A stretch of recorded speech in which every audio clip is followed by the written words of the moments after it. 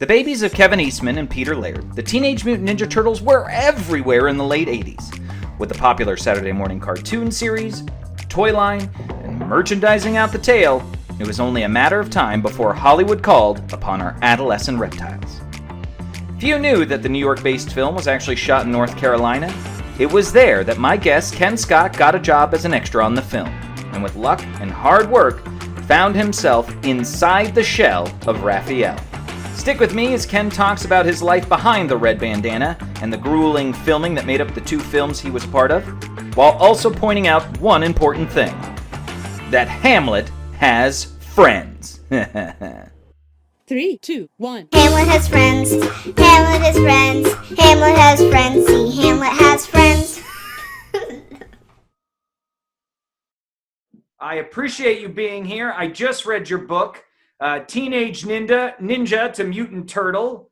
And any fanboy who loves the Ninja Turtles will love this book.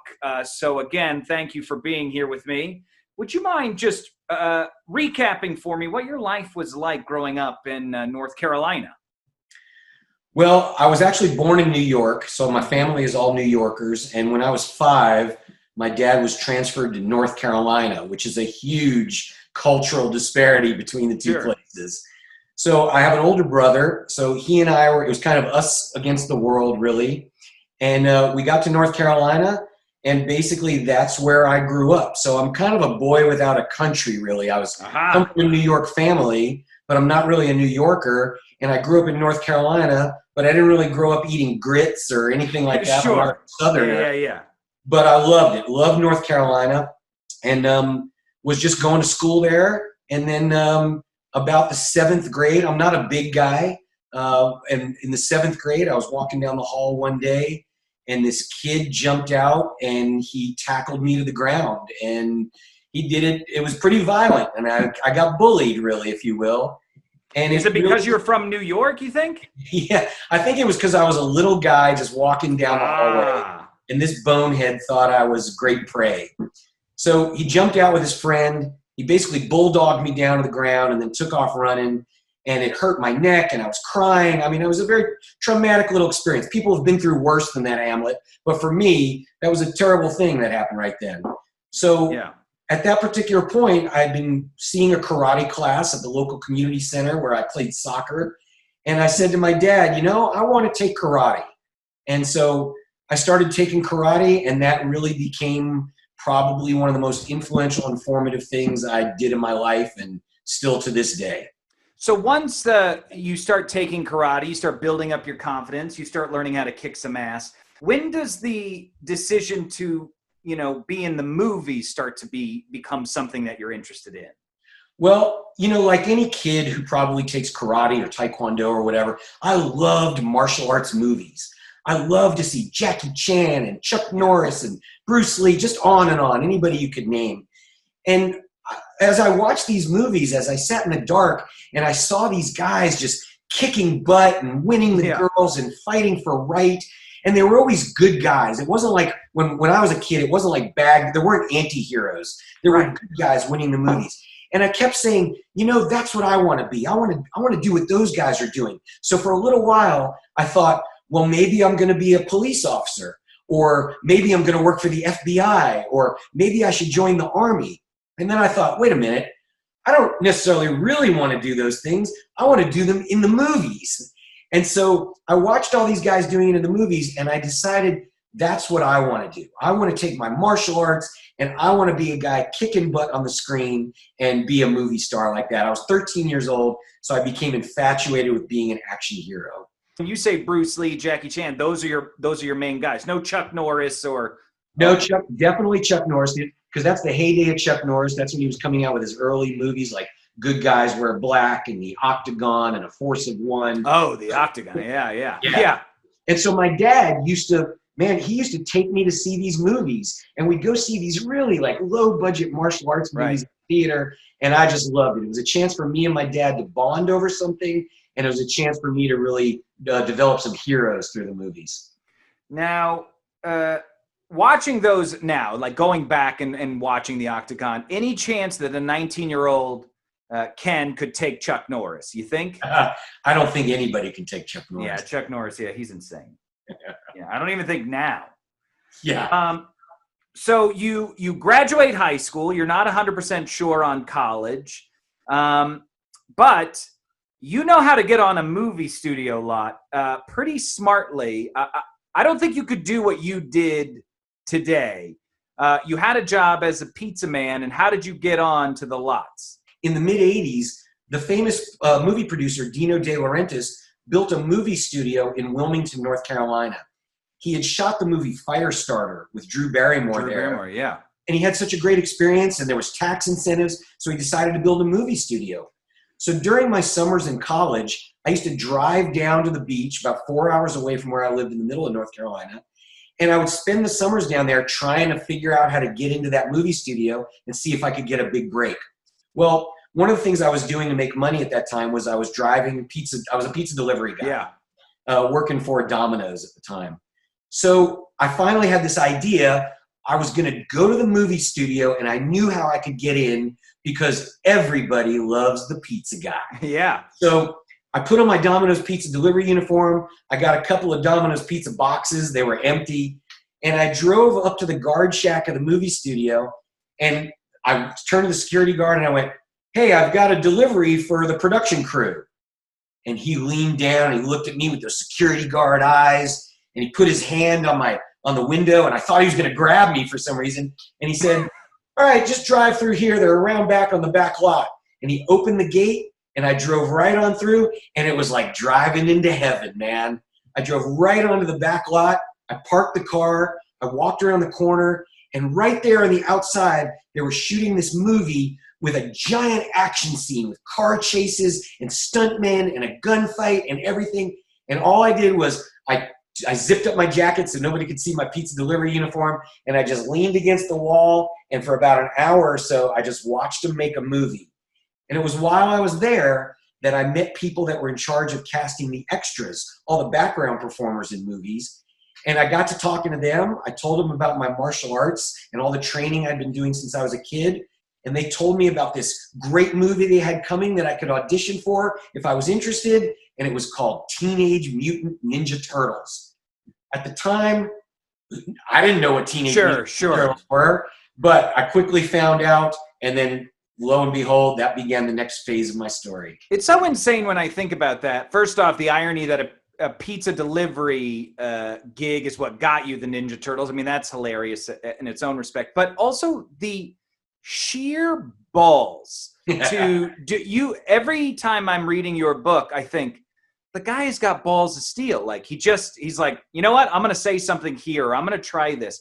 What do you attribute that sort of, I mean, literally cast iron balls? Like, is that coming from your parents? Is it coming from naivete? Like, what is that?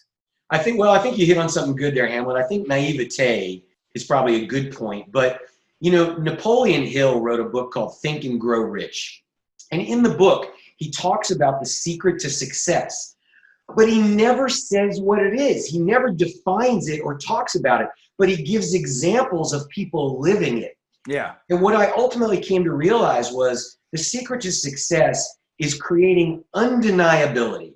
You will not deny me, and I will not deny myself.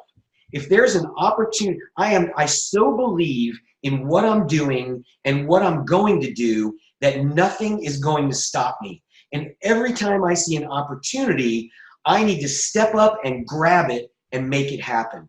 So whether it was dressing like a pizza delivery guy, or approaching the stunt coordinator and telling them what my life dreams were, right, or talking to the interpreter and saying, I can do those stunts, let me in on it. Just all the things that I ever did, I was going to be undeniable no matter what. So I think it was just an innate sense. I didn't know that's what I was doing at the time. I just had an innate sense and feeling that my destiny is in front of me and I just need to go grab it. Then if someone was like, you know what, I'm not going to be denied, and they pulled that prank, they'd immediately be tasered and possibly shot outside Fox Studios now. Like, yeah. It seems insane. Like, it was the right time, the right place for you to pull that sort of thinking and sort of wish yourself onto a set. And from that set, you get the audition. Yeah. Yeah, well, it's they say luck is when preparation meets opportunity, right? Ah, yes. So you're exactly right. It happened at just the right time. So you go to the audition, you obviously wow them with your skills, but you're not Raphael yet. No. So what happens when you get to the audition? Well, I'll assume that most people who are watching this know about the Ninja Turtles, but for those that don't, the Ninja Turtles have an arch enemy called the Shredder. And the Shredder has an army of ninjas that work for him called the Foot Clan. Well, when we were doing Ninja Turtles, they shot the movie in North Carolina, and all the guys that were the Ninja Turtles were either actors from New York or London, and all the stunt guys that were doing all the fighting from the Turtles were all from Hong Kong. So they had this international cast doing it. But for all the ninjas, the foot soldiers that were going to get beat up, all they wanted to do was hire a bunch of local North Carolina martial artists. Yeah. So the people that were in charge of the extras called all the local karate schools and said, send your students, send your instructors, do it. So we all showed up at this one place. We all auditioned for this very famous stunt coordinator, Pat Johnson, who was in Enter the Dragon, and then he was in Karate Kid, very famous guy. So we auditioned for him, and I was lucky. I got chosen to be one of the main foot soldiers. And if anybody goes back and watches the original Ninja Turtle movie, there's a scene where all the foot soldiers invade April O'Neil's apartment. And when they do, Michelangelo steps up to one of them and he goes, oh, a fellow chucker, eh? And he does a nunchuck battle back and forth with a guy in black. Well, I'm the guy in black doing the nunchucks against Michelangelo. So if you look in the credits of the first movie, I'm actually in the credits as Talkative Foot number 2. So how do you become Talkative Foot Soldier? Because that story is real good. Well, what happened with the nunchucks was basically I was still a background performer. Yeah. But because I don't say anything, but because I could do the nunchucks well, they put me right in front of the camera and I got to do it. But at one point they were shooting a scene where Donatello is chasing a foot soldier down through the sewers, and he's chasing him on a skateboard. And so what happens is, as Donatello skates up on the foot soldier, he swings his bow staff, and he knocks the feet out from under the foot soldier, and the foot soldier is supposed to go up in the air and fall down. Right. Well, what happened was they brought the first stunt guy up, and they said, okay, Pat Johnson said, I want you to run and then get knocked down. So he started running, and the guy that was pretending to be Donatello ran up behind him, and then he swung the bow staff, and when he did, instead of just flying up in the air gracefully, the guy stopped, he planted his feet, and then he threw himself up in the air. Okay. Like he was going off a diving. Yeah, right. And all the Hong Kong stuntmen were like, oh, that's terrible, no good. Yeah. So they tried it a couple more times. The guy couldn't get it. They brought another guy up. That guy ran. When they swung at it, he did the same thing. He stopped, and then he threw himself and went, no, it doesn't look good. So I thought to myself, I can do that. I know I can do that. So I walked up to the guy who was the interpreter for the Chinese stunt guys, and I said, tell them I can do that. Balls of steel. My God. He looked at me and he said, what? I said, tell them I can do that. So he walked up to the stunt guys, and they started speaking Cantonese to each other, blah, blah, blah. And then they went to Pat Johnson. Pat Johnson turned to me and he goes, Ken, come up here. So I went up there, and my heart's beating, and I'm like, this is it. This is my big chance. And I started running, and the guy skated up behind me, swung the bow staff, and I didn't miss a step. I went like I was walking up a wall and then crashed way down to the ground, and it knocked the crap out of me.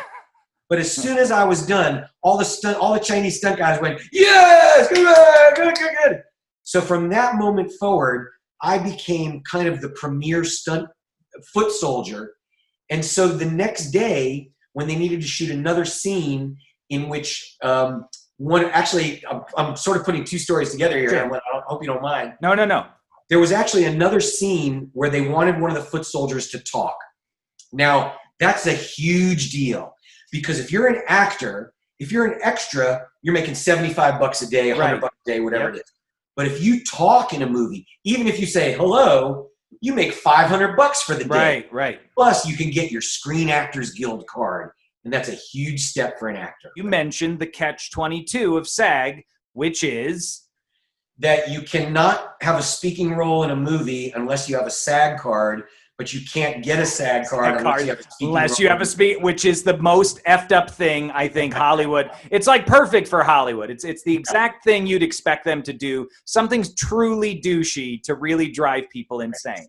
And what that means for most people that don't understand is if a director or a producer falls in love with you, if they see you in a play or you're their cousin or they want to have a relationship with you, they can then fill out some kind of paperwork that allows you to act in their movie, and then that allows you to go get your SAG card. So you can work around it, but boy, you got to be right place, right time. Right. And you put yourself in the right place at the right time because you wrote a letter. Yeah. So what happened was Pat Johnson was the stunt coordinator, and I was doing the nunchucks and I was doing the fall, and I had gotten Pat's attention, but I really wanted my SAG card. My whole goal was to get my SAG card and move to Los Angeles to become an action hero. So I sat down and I wrote Pat Johnson like a 4-page letter, and it just explained my life dreams and everything I wanted to do. Finally, at the end, I said, if there's anything you could do to help me, I'd really appreciate it. And I just left it at that. I dropped it off at his hotel. He got it, didn't say anything for a couple of days. Then one day he came up to me and he goes, Ken, I got your letter. And I kind of opened my eyes. He goes, I'll see what I can do. And at that moment, I was just like, okay, let's see what happens. So then a couple of days later, Pat Johnson comes up to me and he goes, Ken, come with me. And he's talking because, as Pat Johnson always said, he goes, come with me, my son. Yeah. So I started walking with him and he goes, there's a part that we have to do today in which one of the foot soldiers fights with Donatello, and he has some lines.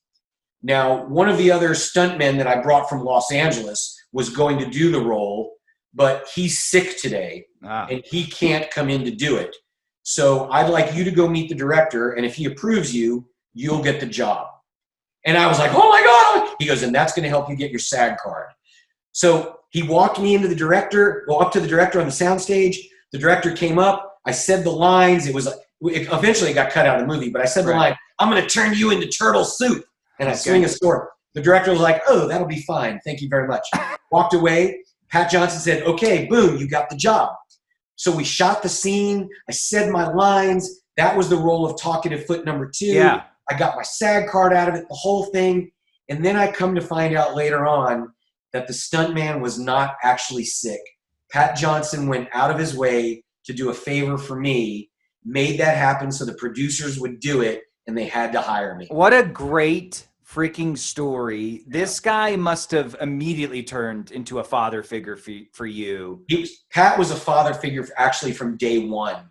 And he was a father figure to all of us.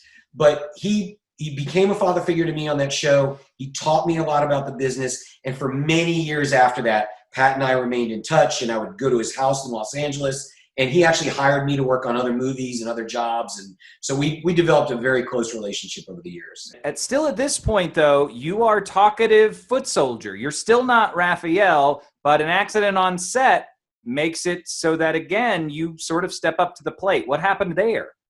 Yeah, there was basically what had happened was they were filming the scene in the first movie where Casey Jones meets Raphael in Central Park for the first time. And what happens is Casey pulls out a cricket bat. Everybody knows that line, cricket, you got to know what a crumpet is to understand cricket. So Casey Jones hits Raphael. Raphael sails through the air and then lands in a trash can head first. Well, in order to shoot that scene, they took a guy, his name was Nam, and he was one of the stunt guys from Hong Kong. Yeah. And he was the stunt double for Raphael. They hung him upside down by his ankles, and when they said action, they let go of him, and he fell head first into that trash can. And when he did, the turtle head hit wrong, came down real fast, and it broke his nose right along here. So after that, because of the way the turtle head sits and rests on the bridge of your nose, he could no longer wear the turtle head. So they needed a new stunt guy to be Raphael for the rest of the movie. So the producers were freaking out because they were like, who are we going to get? These turtle suits are custom made to each performer. Right. What are we going to do? We need a world-class martial artist to come in here and do this and that. So Pat Johnson said, I think I got the guy. So Pat Johnson came to me and he said, Ken, I know how hard you've been working. I want you to go up to the creature shop, which was what they called the puppet workshop area. I want you to go to the creature shop, and if you can fit into the Raphael costume, you're going to be the new Raphael. And I was like, oh, what? So he walks me up to the creature shop. We walk in there, and basically what happened was they started putting the Raphael costume on me. Well, the guy that was doubling Raphael is a lot skinnier and smaller than me. I was lifting weights and working out all the time. And so they started to put the pieces on me, and it didn't fit. And my heart sank. I was like, oh my gosh, I'm going to be a Ninja Turtle. Now I'm not. What I didn't realize was they wanted to make this work even more than I did because they didn't want to spend the time to go find somebody else. They'd have to shut down production and take them time and money and all this. So they went in the back and they brought out a handful of all the turtle parts from the other turtles. And so whatever fit they put on me, they gave me Donatello's arms, Leonardo's legs, Raphael's chest, all that. And basically they created this Frankenstein turtle costume. They put the Raphael head on me and they were like, okay, you're the new Raphael. So for the rest of the movie, I did all the action, all the stunts, and all the fighting for the character of Raphael. And your first shot is you picking up the sai, right? Yes. The very first shot I did as the stunt, well, that's the first shot in the movie that I do, but that's actually some of the last stuff that we shot in the sequence. Oh, so got it. At that point, we had already done the farmhouse training and a lot of the rooftop action and all that stuff. And so almost the very last piece of action I did was the subway scene where Raph rescues April. What I'm really proud to say, though, Hamlet, is the very first time anybody in the world ever sees a Ninja Turtle fight in a movie, it's me doing the subway fight. Aha, yes. The only fight before that is when they rescue April, and it all happens in the dark. All sound effects, yeah. You can't see anything. So I'm the first Ninja Turtle to actually fight on screen in the subway. You do meet some pretty awesome and legendary people on set, including obviously Jim Henson, but you also meet Kevin Clash, Marty Robinson, who still does Sesame Street. What was it like working alongside those people, and what were your impressions? Man, I'll tell you what. I had the experience of working on 2 Ninja Turtle movies, and some of the puppeteers like Mac Wilson and David Greenaway were on both films. And then you had Rob Tigner, I think, that came in on number 2. And you had so many guys that have done so many things that I grew up with. I think Marty was Mr. Snuffleupagus at one point. Tully and a couple other characters. Yeah, too. And Kevin was Elmo, who Elmo's okay. But Kevin was awesome. What a fantastic guy. But working with those puppeteers, I don't think people understand the most basic puppeteering that people can do is they stick their hand up an ass and they move up mouth. Yeah. What kind of lazy bastard is that? Who knows that? Idiot. But then at this level, what happened was the Henson Company created cutting edge technology that they called puppet tectronics. And that was basically inside a turtle head was 27 different motors or servos that operated the jaw and the cheeks and the eyebrows and the eyes and everything. Wow. And so what happened was off camera, you had these amazing puppeteers that you had mentioned, Hamlet, and each one of them had basically what looked like what a rock star amplifier would look like when you roll it out onto a concert stage. It was a big box, and they would take the top off it, and then there was controls that looked like you could fly the space shuttle. There was a joystick, and on the joystick itself, there was a button, or should I say a toggle switch, for each finger. So not only could they move a joystick around, but each finger could go left or right to control different things. Wow. Then this hand was inside a hinge device that went like this, but they could also turn it this way. So you could turn the eyes to the left or turn the eyes to the right and work the jaw. And then what was most, in addition to all these controls, they wore a headset that had a laser that pointed to the lips, pointed to the chin, and to the cheek. And so what would happen is David Greenaway, who was my puppeteer on Secret of the Ooze, the second movie, he was the one that would say, "What's up, dudes?" And those lasers would pick all this up. So he's doing a combination of, "What's up, dude?" and with the eyes and everything. And so that would travel by remote control. It would go through radio waves to a receiver that was located under the shell. The signals traveled up a cable on the back of our neck, and that would move the servos. So when he said it, it would go, "What's up, up, dude? And so inside the head, I had a pair of headphones, so I could hear everything he was saying, but mostly what I heard was Yeah. How loud is it in there? Deafening? Yeah, you've got again 27 motors mounted all around your head, and it's just you're hearing all that. But luckily, like I said, we had some headphones, so we were able to communicate with each other or with the other turtles at the same time. But those guys, their ability to blend it all together and work how to do that, all that stuff, they were amazing. I was moved by the level of talent of those puppeteers. So is Brian Henson your director during that? Yes, he directed a lot of the stuff that was going on for the action. Now, Steve Barron also directed quite a bit, but Brian Henson directed an amazing amount of it. Got it. And Brian was an awesome guy to work with. So you wrap the first one, you see the premiere, and then Pat calls you and says, hey, we want you to be Raphael again, the stunt Raphael. Come on in. And, of course, you lift up your balls of steel, and you say what? Well, for those that don't know, there's 4 people that play every turtle. There's an actor that wears the suit. There's the puppeteer like we talked about. There's the stunt guy that does all the action. And then there's a guy that comes in and does the voice at the end. So 4 people play Raphael in the first movie. I was the stunt guy. So as you said, Pat called me up. He goes, hey, we're going to make another movie. I want you to be the stunt guy.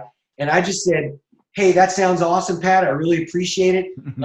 But just so you know, if there's ever a chance, I really want to be an actor in my life.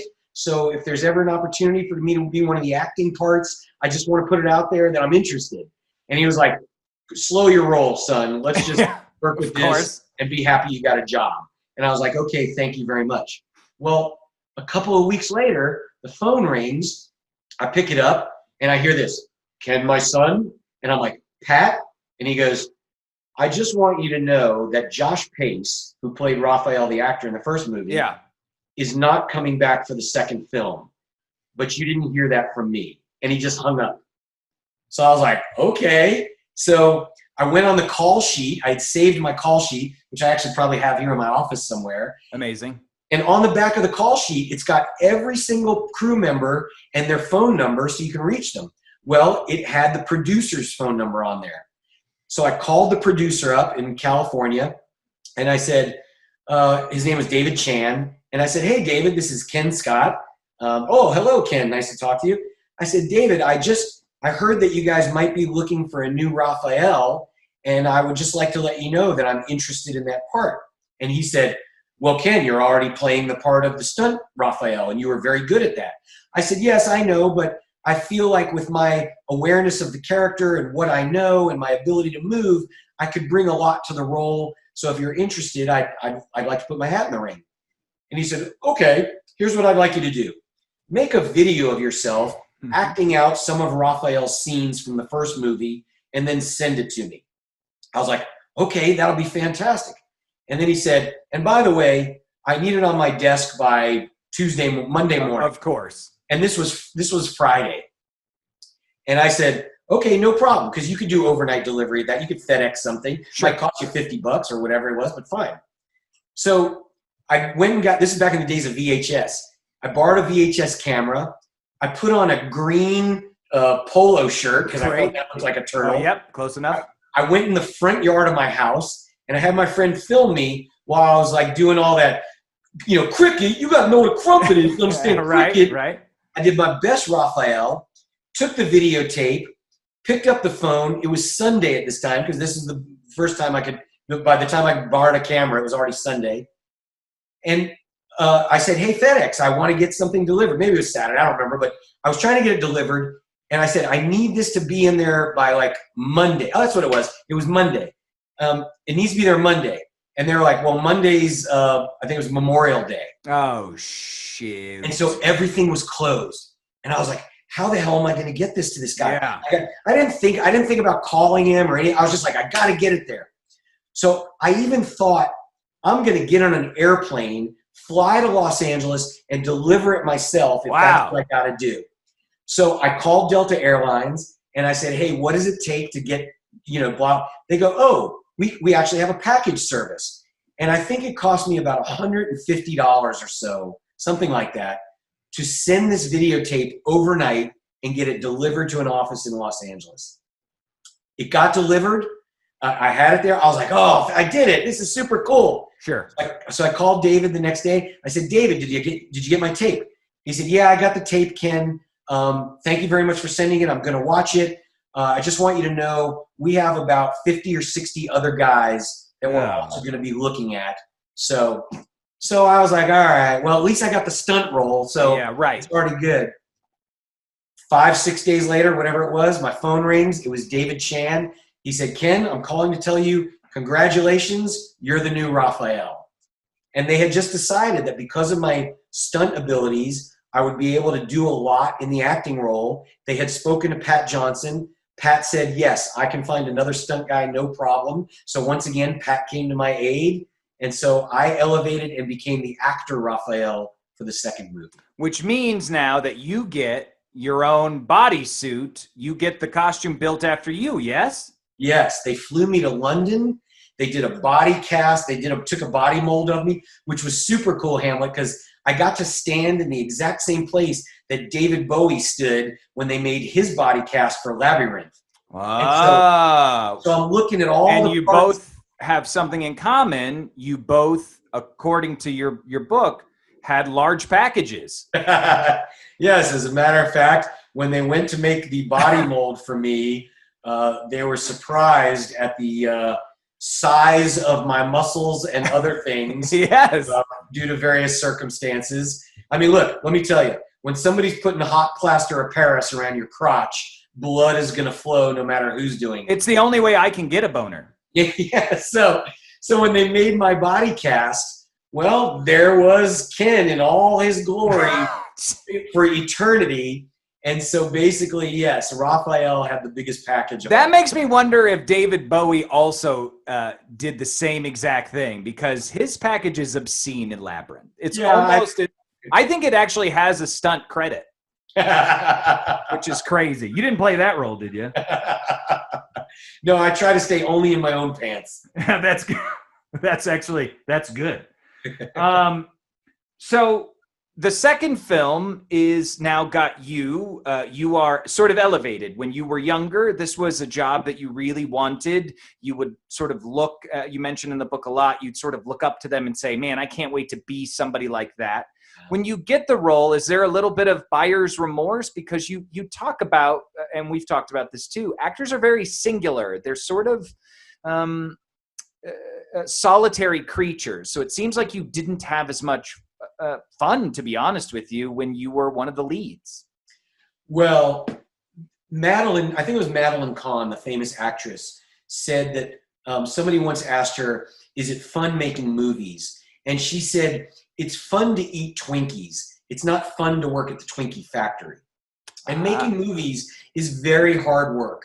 For you, having been in Los Angeles, and I know you work with all your other friends and you guys put together shows and do a great job. Production is hard work. It's not the 30 seconds that are on the screen. It's the 4 hours that it took to make those 30 seconds. Right. So if you take just the normal grind of filmmaking, which is very hard and long days, and then you do it inside a 65-pound mechanized wetsuit. Sure. And you are sweating your ass off. I mean, we were losing anywhere from 6 to 12 pounds a day in water weight. Now, every night you get it back just by drinking Gatorade and orange juice, but every day you are sweating out. We were sweating so much that you never had to pee because there was no water in your body. You just sweated it out. So in between takes, we had oxygen tanks that we were breathing from. Guys were constantly getting nosebleeds from being dehydrated. Wow. One guy passed out in his suit. One guy threw up in his suit. So the physical grind that you have to go through to do martial arts or acting or anything inside a turtle suit with hot electronic motors all around your head, carbon dioxide trapped in front of your palate or trapped in front of your mouth because the palate of the turtle is a piece of rubber that's holding it all in. Right. You're miserable, absolutely miserable. So there's a famous picture out there. Some people may be able to find it online. It's me Ernie Reyes Jr., and one of the Hong Kong stunt guys who was the double for Leonardo. And we had just gotten finished shooting the training sequences in North Carolina in the humidity in like early September. It was miserable. We walked into the trailer to change, and we took off our heads, and we were all just soaking wet and red. And Ernie Reyes Jr. said to me, he goes, "Hey, let's take a picture right now so we can remember how miserable we are at this moment." And we took that picture, and he was absolutely right. We were miserable. I wish you know what? I got it right here, Hamlet. This is the picture. Wow, you guys look pissed. Yeah. We're miserable. We're sweaty. We're miserable. So it was hard work. Now, did I have any remorse? Absolutely not, because I was making a freaking movie. Right, of course. My very first job out of college was being a ninja. My second job was being a Ninja Turtle. So I was living my dream. Right. It was everything I trained. Granted, I was in a rubber suit and I was doing all my thing, but this was just one step that was going to be the trajectory of amazingness that I was going to achieve. So no, I never regretted it for a second, but it was miserable hot work. Well, and to put a bow, because I know you've got to go soon, to put a bow on it, because again, I want to save people. I don't want to tell all your good stories. I want them to buy the book.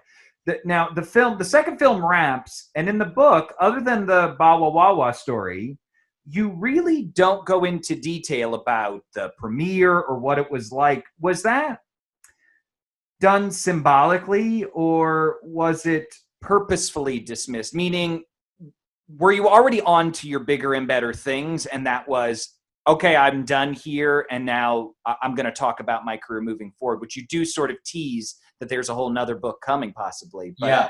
And I noticed you didn't mention a lot after the production was over about sort of what you were thinking or what you were feeling. Were you sort of over it, do you think? No, not at all. I mean, that's a very good question. It was done purposefully because what happened was, as soon as the first movie was over, again, we were in Wilmington, North Carolina, which is on the coast, about 4 hours from where my family lived. As soon as the movie was over, I drove back home. I just stayed there for a couple of weeks to wrap up all my affairs and all that stuff.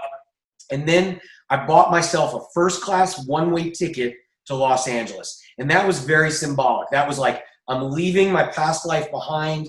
I'm not coming back to it. I'm traveling in first class because I'm going all the way in style. Right.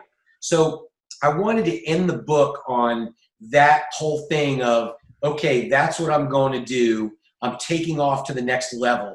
The premiere of that movie didn't happen till I had already moved to Los Angeles and was already living my life there. Okay. So what's happening now is, funny you would ask, as I'm sitting here on my computer talking to you, the only other thing on my computer is the I'm writing a book called Showdown in Hollywood. And it's the second level of what happens. Yes. And there's basically my balls of steel, as you put them. Yes. Led me on to, I got to star in my own karate movie called Showdown, where I was the star. And then I went on and I raised money and I wrote and produced and directed a martial arts movie that I created. So all these things happened after that I think hopefully have a lot more entertaining stories and hopefully give a lot of other people maybe some inspiration on how they can take steps to follow some of their dreams too. Well, Ken, you're an awesome dude, and I can't believe I get to talk to a Teenage Mutant Ninja Turtle on Zoom during a pandemic. That's my 10-year-old self is like, what the shit is happening? Well, conversely, I get to sit here and talk to an amazing puppet. So we're both having the time of our lives. All right, now I owe you. All right, give me your PayPal. I'll pay you for that compliment. I can't thank you enough, Ken, for taking some time out. The book, Teenage Ninja to Mutant Turtle. We both have got it. And if you pay for a book, there's also proceeds go to benefit the Sea Turtle Conservatory. I think that is super cool that you're doing that. And like all good Hollywood movies, I cannot wait for the sequel, Ken. I appreciate that. Hey, just in case anybody wants, if you go to turtleconfessions.com, go to turtleconfessions.com. There's all kinds of cool behind-the-scenes photos. Yes. We do videos. You can download Ninja Turtle photos, and you can get the book there too if you want. And it's because this is the 30th anniversary of the movie, this book, which is usually $15, is only $9.99. Oh, snap. So go there, and we'll have a link, obviously, on this video as well. Kenn, thank you so much for being with me today. You are so appreciated, and congratulations on the book. It's awesome. Hamlet, thanks a lot. It was a great time. I really enjoyed it.